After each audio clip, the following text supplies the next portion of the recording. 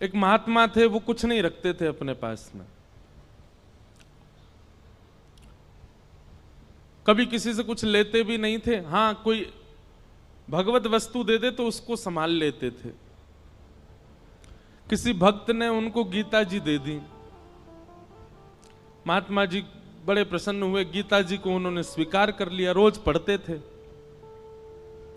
कुछ दिनों में संपूर्ण गीता जी का पाठ पूरा हो गया। तभी एक व्यक्ति, उसके अंदर वैराग्य जाग गया था, महात्मा जी के पास आया, बोले मुझे अपनी सेवा में रख लीजिए। तो महात्मा जी ने उसको अपनी कुटिया में रख लिया। निष्किंचन महात्मा। एक दिन उनके मन में भाव आया कि हम कुछ तीर्थ यात्रा करने के लिए जा रहे हैं। तो महात्मा तीर्थ यात्रा के लिए जैसे ही निकले तो चेलाराम से कह के गए, बोले देखो हमारी कुटिया में है तो कुछ भी नहीं, खाली है पूरी, एक गीता जी हैं बस, यही हमारी संपत्ति है, इनको संभाल के रखना। उसने कहा ठीक है। अब वो गीता जी को संभाल करके रखता था। एक दिन एक चूहा घुस गया कुटिया में और वो गीता जी को कुतरने लगा। उस व्यक्ति ने देखा कि अरे ये चूहा तो हमारी गीता जी को खा जाएगा। उसने मनोविचार किया क्या करें, गांव वालों से पूछा तो गांव वालों ने कहा कि बिल्ली रख लो तो फिर चूहा नहीं आएगा। तो वो कुटिया में बिल्ली ले आए कि बिल्ली के डर से चूहा नहीं आएगा। कुछ दिन तो चूहे नहीं आए, लेकिन बिल्ली बेचारी पतली दुबली होने लग गई, उसको भोजन पानी मिलता नहीं था, सूखने लग गई। व्यक्ति को बड़ी चिंता हुई, उसने गांव वालों से कहा, बोले हमारी बिल्ली तो पतली हो गई, अब क्या करें? बोले इसको दूध पिलाना पड़ेगा तब हिष्ट पुष्ट होगी। तो क्या करें उसके लिए? बोले गैया रख लो। कुछ दिन तो किसी भगत के यहां से दूध आ जाता था, लेकिन कुछ दिन बाद एक गैया और रख ली। अब गैया का दूध उसको बिल्ली को पिलाने लगे। अब महाराज गैया पतली दुबली होने लग गई। अब बोले अब क्या करें? बोले इसके लिए तो भैया फिर एक जो है इसको चारा खिलाना पड़ेगा, इसको भूसा खिलाना पड़ेगा, इसकी सानी करनी पड़ेगी, तब जाकर के सब चलेगा। मन में विचार करने लगे बड़ा दिक्कत वाला काम है, अब उसके लिए क्या करें? तो बोले एक काम करो, एक दासी रख लो, वही घर को संभाल लिया करेगी, वही गैया की सेवा कर दिया करेगी, दूध निकाल के आपको भी पिला देगी, बिल्ली को भी पिला देगी। वो ठीक है, दासी रख ली। दासी से प्रेम हो गया तो उससे ब्याह हो गया। ब्याह होने के बाद में 3-4 बालक हो गए। कुछ महीनों बाद, साल बाद महात्मा लौट करके आए।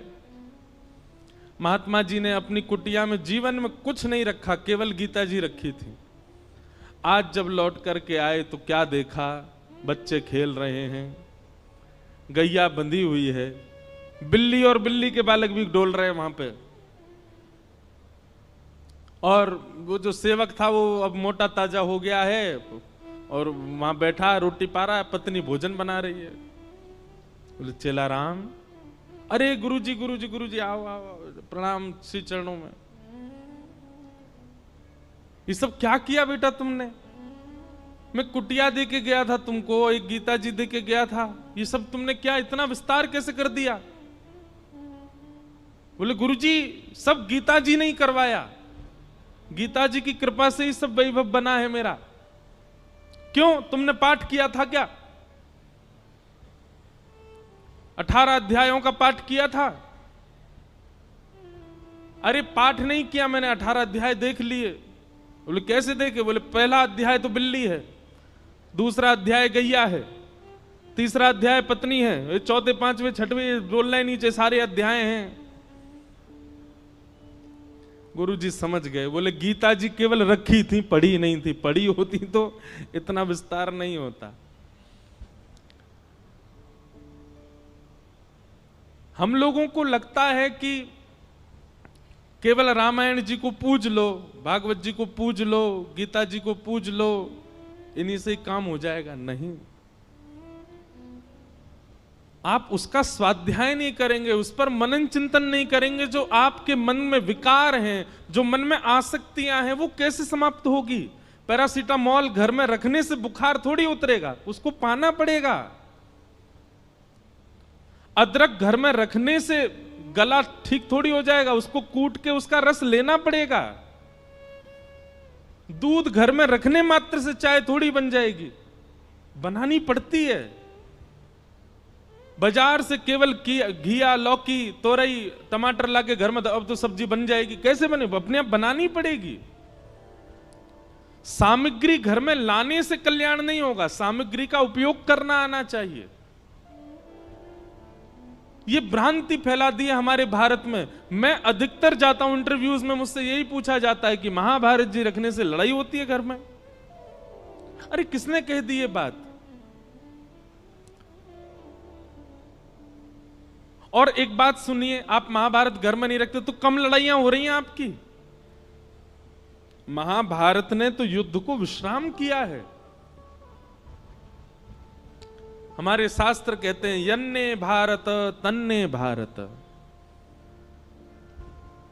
पूरी दुनिया में आप जो कुछ भी देखते हैं, चाहे वो स्वभाव हो, चाहे वो व्यवहार हो, चाहे वो दोष हो, चाहे वो गुण हो, ऐसा एक भी दोष, गुण, स्वभाव, व्यवहार, क्रिया नहीं है संसार में जो महाभारत में नहीं लिखी हो। सब लिखा है। कई ऐसे व्यवहार हैं जिनका अभी तक प्रादुर्भाव नहीं हुआ, वो हमारे बच्चे, उनके बच्चे देखेंगे।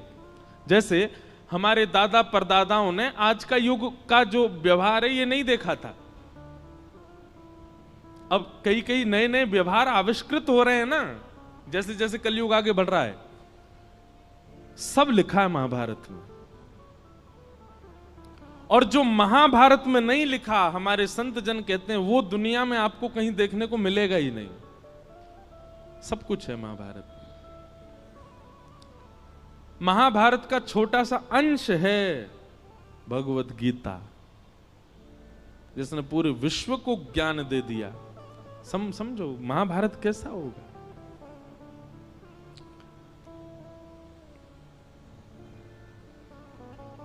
कल हम लोग द्रौपदी का प्रसंग सुन रहे थे। तत्पश्चात भगवान ने उत्तरा के बालक की रक्षा की, वही बालक परीक्षित हुआ। हमारे पूज्य पिताजी महाराज के गुरुदेव भगवान अनंत श्री विभूषित श्री रामानुज प्रपन्नाचार्य गुरु जी महाराज, हमारे दादा गुरु, उन्होंने भागवत जी के कई विषयों पर छोटे छोटी किताबें लिखी हैं। वो कहीं प्रकाशित नहीं है, हमारे घर में ही रखी हैं बस। तो कभी कभी मैं देखने का अवसर मिलता है तो मैं उसमें भाव देखता हूं गुरु जी के। तो वहां गुरुजी एक बात को संकेतित करते हैं कि भगवान ने उत्तरा के बालक की रक्षा क्यों की। अच्छा, भगवान बाहर खड़े खड़े भी ब्रह्मास्त्र को नष्ट कर सकते थे, लेकिन ठाकुर जी गर्भ में क्यों गए? गर्भ में जाकर के उस बालक की रक्षा क्यों की? ब्रह्मास्त्र चलाया था ना उत्तरा के बालक पर, बाहर से ही देख देते ब्रह्मास्त्र नष्ट हो जाता। ठाकुर जी भीतर क्यों गए? और वो भी उस गर्भ में गए जिस गर्भ में न जाना पड़े, इसके लिए सारे वेद वेदांत और उपनिषद कहते हैं, सारे पुराण यही तो कहते हैं ऐसे कर्म करो कभी गर्भ में ना पाओ। भगवान खुद चटपट घुस गए भीतर रक्षा के लिए। तब हमारे गुरुदेव भगवान कहते हैं, बोले सामान्य बालक होता तो ठाकुर जी बाहर से ही ब्रह्मास्त्र नष्ट कर देते, लेकिन ठाकुर जी ने जब उस परीक्षित के पूरे भविष्य का चिंतन किया तो मन में विचार आया, ओहो ये तो भविष्य में चल करके हमारी कथा का श्रोता बनेगा, क्यों ना ऐसे बालक को गर्भ में दर्शन दिया जाए। इसलिए ठाकुर जी गर्भ में गए। आप लोगों को बहुत आसान लगता है कथा में आना, आप लोगों को बहुत आसान लगता है कि गाड़ी में बैठ के आए, पहुंच गए कथा में, कथा सुन ली। हमको बहुत आसान लगता है कथा करना, वैसे है नहीं, हमको तो नहीं लगता आसान। कोई हमसे पूछे कितनी कठिनाइयां होती हैं कथा सुनाने में। कई बार आपने देखा होगा कि हम आंख बंद करके कथा कह देते हैं 1 आध घंटा तक। क्यों? उस समय किसी श्रोता का कुभाव दिख जाता है। कुभाव मतलब या तो उबासी लेता हुआ दिख गया कोई, या फिर कोई फोन चलाता दिख गया है। तो ऐसी स्थिति में जब श्रोता दिख जाते हैं तो फिर कथा भूल जाता हूं मैं, इसलिए फिर मैं आंख बंद करके कथा कहता हूं। हम मना क्यों करते हैं कि जब हम मंच पे आए तो हमको स्पर्श मत करो, उसके पीछे कोई और बात नहीं। ऐसा नहीं कि मेरे अंदर बहुत पुण्य है इसलिए मना कर रहा हूं। मैंने अनुभव किया है कि कई बार लोगों के स्पर्श से हम जितने भावना बना करके आए मंच पे आके सब भूल जाता हूं मैं। आप तो सद्भाव से स्पर्श कर रहे हो, पर किसी का कोई भाव ही नहीं है, वो देखा देखी स्पर्श कर रहा है। इसीलिए दूर से प्रणाम करो, आपको ही फायदा मिलेगा, हम कथा अच्छे से सुना पाएंगे। पर जब बहुत ज्यादा लोग स्पर्श कर देते हैं तो मैंने देखा है कि मेरे भाव जितने होते हैं शून्य हो जाते हैं। कथा करना भी बड़ा कठिन है, पर कथा सुनना भी बहुत कठिन है। कथा में बैठना, बैठ करके बहुत देर तक श्रवण करना, और केवल श्रवण नहीं, उसका निरुध्यासन करना, उसको समझ करके जीवन में उतारना, यह भगवत कृपा के बिना नहीं हो सकता।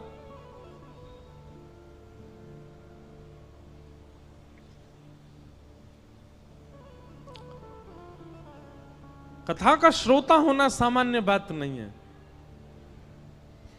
निश्चित ही ये बात आप लिख लीजिएगा, प्रमाणित है।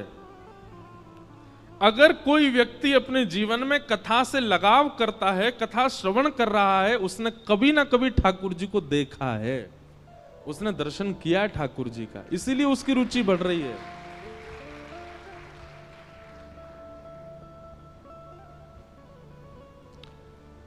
क्यों इतना आनंद आता है सुनने में, क्यों इतना सुख मिलता है आपको?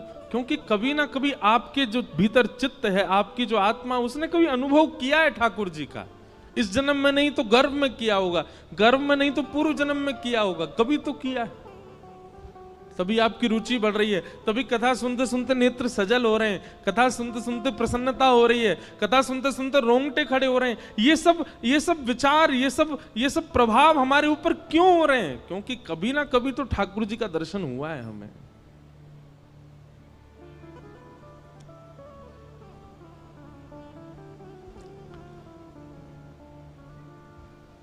कुंती ने भगवान की स्तुति गाई, तत्पश्चात भीष्म पितामह ने भगवान की स्तुति गाई, और फिर भगवान द्वारिका प्रस्थान कर गए। उत्तरा के गर्भ के बालक ने जन्म लिया, और कुछ वर्ष बाद जब भगवान अपनी लीला पूरी करके चले गए, तब पांडवों ने उस बालक को राज्य गद्दी पर बिठा दिया, और पांडव भी स्वर्गारोहण को चले गए।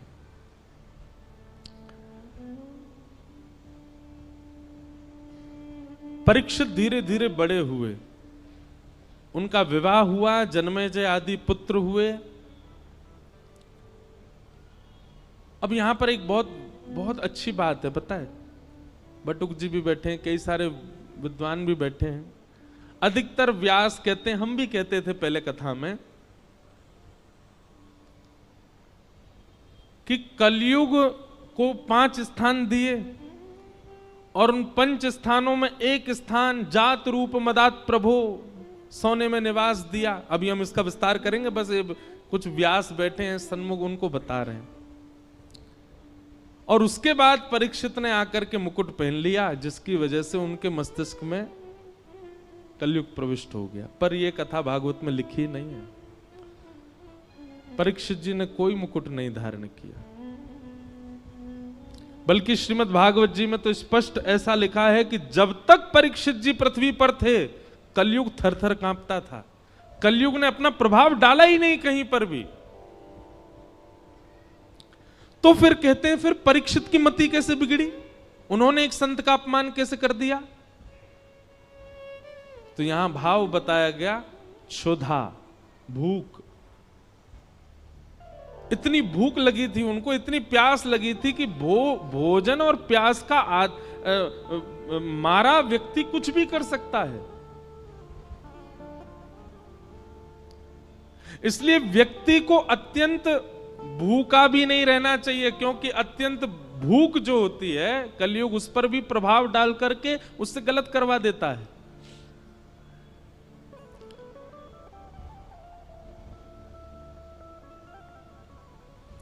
दो लोगों को भगवान नहीं मिलते। कौन दो लोग? बहुत खाने वाला और बहुत सोने वाला। पहला, जो बहुत खाता होगा और बहुत ज्यादा ही सोता होगा, समय से ज्यादा सोता है। अच्छा देखो, एक हमारे जैसे सोने वाले हैं। हमारे जैसे सोने वाले मतलब जिनकी 4-4, 5-5, 6-6 महीना की नींद बकाया है। कभी कभी नींद आती है तो खूब देर तक सो लेते हैं, पर कभी कभी सो पाते हैं हम। लेकिन एक व्यक्ति करता धरता कुछ नहीं है, पूरे दिन पड़ा रहता है बस, फिर भी उसको इतनी नींद आती है कि रात में सोता है, सवेरे उठता है 10-11 बजे।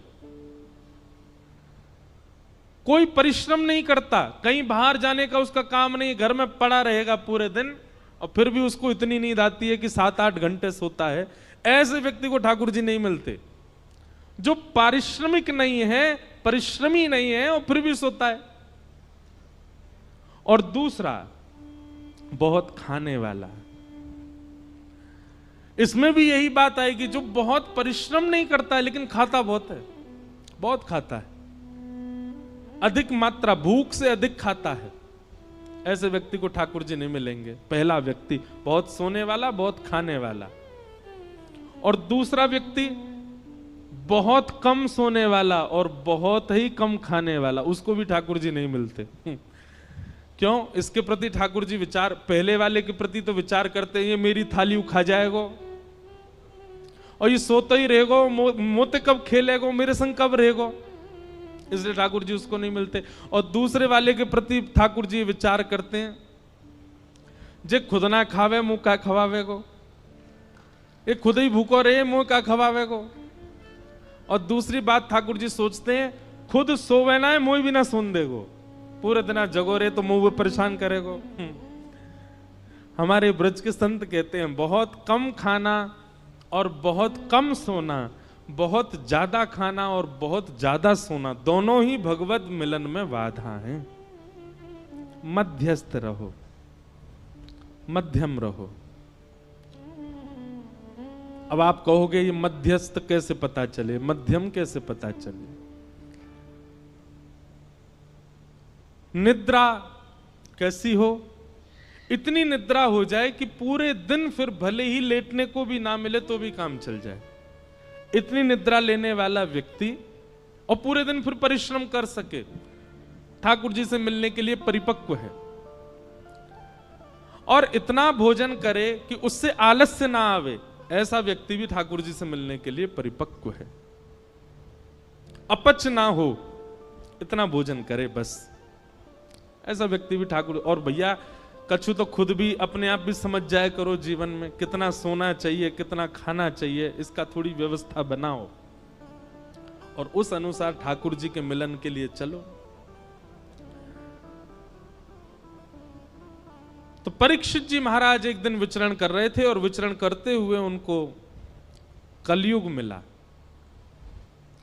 जो कि वृषभ यानी कि धर्म के 3 पैर काट चुका था, चौथा पैर काट रहा था। धर्म के 4 चरण हैं, सत्य, दान, दया और पवित्रता।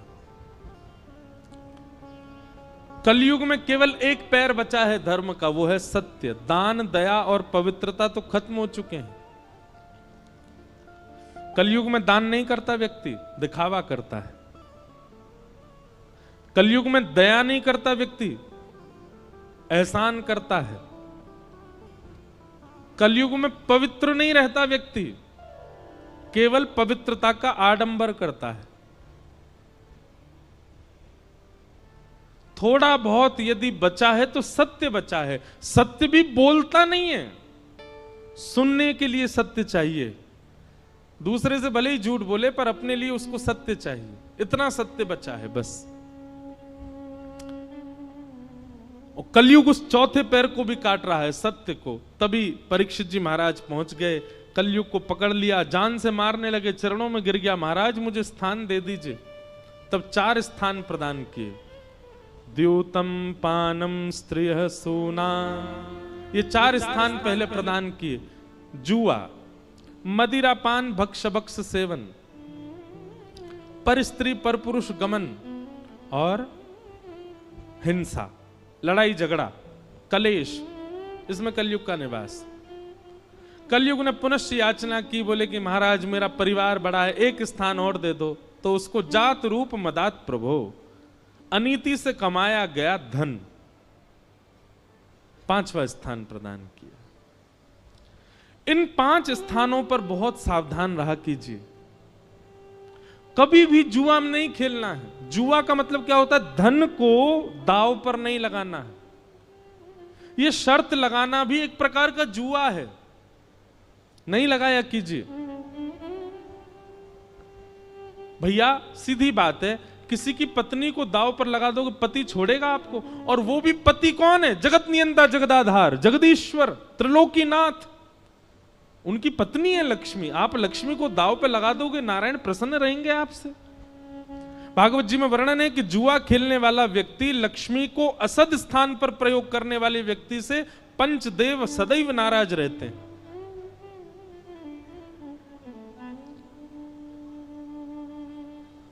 कई बार हमने देखा कि जुआ खेलने वाले व्यक्ति प्रारंभिक स्थिति में बहुत धन कमा लेते हैं, बहुत ऐश्वर्य भोग लेते हैं, सब सुख संपत्ति होती है। एक बात याद रखिएगा बंधुओं, बहुत ध्यानपूर्वक सुनो। असद क्रिया करने वाला व्यक्ति, बहुत ध्यान से सुनिएगा, असद क्रिया करने वाला व्यक्ति दूषित क्रिया करने वाले व्यक्ति के लिए एक निधान बनाते हैं भगवान। क्या? जैसे भगवान दिखते हैं कि गलत कर रहा है, तो उसके इस जन्म के एवं उसके आगामी जितने जन्म हैं एवं पूर्व के जन्मों के जितने भी पुण्य हैं, जितने भी सुख हैं, जितनी भी समृद्धियां हैं, सब एक साथ ठाकुर जी उसको देख करके भुगवाते हैं। जल्दी इसका कोटा खत्म करो, जल्दी जल्दी इसको खवाओ। समझ में आई बात? थोड़ा और समझो। मान लीजिए कोई व्यक्ति है और वो गलत काम करता है, पाप करता है, वो सब क्रिया करता है जो वेद विरुद्ध है। ठाकुर जी एक आध बार तो प्रयास करते हैं कि सुधर जाए, लेकिन वो एक आध बार में भी जब नहीं सुधरता है तो ठाकुर जी कहते हैं ठीक है, तो अब इसका स्वभाव बन ही चुका है, इसको पाप करना ही है, इसको गलत करना ही है, तो फिर इसके जन्म में, इसके जीवन में जितने भी सुख समृद्धियां आने वाली हैं, एक संग सब इसके जीवन में दे दो। उसके पास धन भी आ जाएगा, उसके पास संपत्ति भी आ जाएगी, वो जो चाहेगा उसको मिलने लग जाएगा। लेकिन वो यह नहीं समझ पाता है कि मेरा खाता खत्म किया जा रहा है जल्दी जल्दी। एक साथ सब भुगवा करके फिर ठाकुर जी उसको ऐसा गिरते हैं, ऐसा गिरते हैं, जैसे उसका शून्य हो जाता है खाता, फिर वो जीवन में उठ नहीं पाता। इस जीवन में नहीं, कितने जन्मों तक नहीं उठ पाता। और भक्ति करने वाले के साथ उल्टा होता है। जैसे ठाकुर जी देखते हैं तिलक लगाने लग गया, कंठी पहनता है, माला जप करता है, नित्य हरिनाम संकीर्तन करता है, कथा श्रवण करता है, तो ठाकुर जी कहते हैं इसके जीवन में जितने दुख आने वाले हैं, इसके अनेक जन्मों में जितने दुख आने वाले, सब भुगवा के इसके सारे खाते खत्म करो दुख के।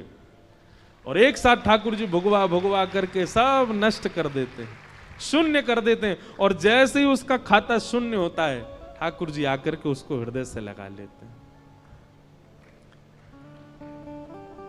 कभी कभी बंधुओं एक बात कहे हम, कभी कभी आप जो चाहते हो वो होने लग जाता है, सब कुछ बहुत अच्छा अच्छा चल रहा है, और इसके बदले में आप ये भी जानते हो कि आप पाप करते हो, आप वो सब क्रिया करते हो जो वेद विरुद्ध है, जो शास्त्र विरुद्ध है, और फिर भी आपके साथ सब कुछ अच्छा अच्छा होता है, तो संकेत समझ लेना खाता खत्म किया जा रहा है अच्छाई का।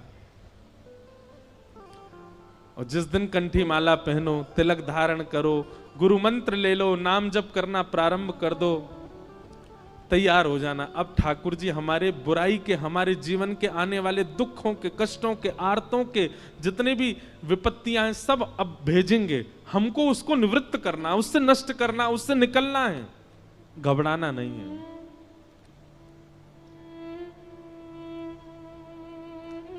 क्योंकि कई बार लोग मिलने आते हैं तो मुझसे कहते हैं कि वो देखो महाराज जी इतना पाप करता फिर भी उसके जीवन में इतनी प्रसन्नता। अरे आपको नहीं पता है, उसका खाता खत्म हो रहा है अच्छाइयों का।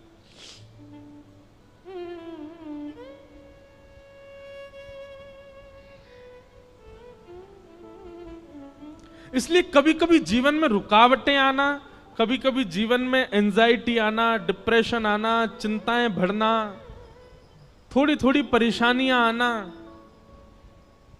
इनसे समझा करो कि नहीं हमारा जीवन ठीक चल रहा है।